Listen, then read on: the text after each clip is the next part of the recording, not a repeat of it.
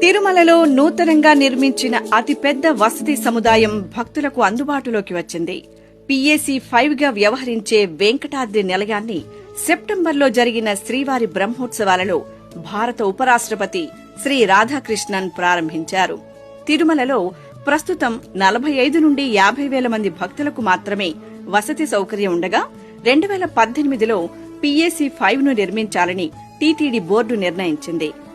ఇందులో భాగంగా సుమారు 102 కోట్ల రూపాయల వ్యయంతో 2,69,617 చదరపు అడుగుల విస్తీర్ణంతో 5 అంతస్తుల భవనాన్ని నిర్మించారు.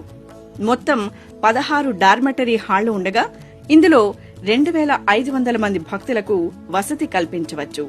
భక్తుల సౌకర్యార్థం 216 టాయిలెట్లు, 216 స్నానపు గదులు, 2,500 లాకర్లను ఏర్పాటు చేశారు. మినీ కళ్యాణకట్ట, ఉచిత అన్నప్రసాద కేంద్రం కూడా భక్తులకు అందుబాటులో ఉన్నాయి. భక్తుల దాహార్తిని తీర్చడానికి ప్రతి అంతస్తులో 2 RO వాటర్ ఫిల్టర్ ప్లాంట్లను ఏర్పాటు చేశారు. ఆర్టీసీ బస్టాండ్కు అతి సమీపంలో ఉండడంతో వెంకటాద్రి నిలయానికి భక్తులు సులభంగా చేరుకోవచ్చు.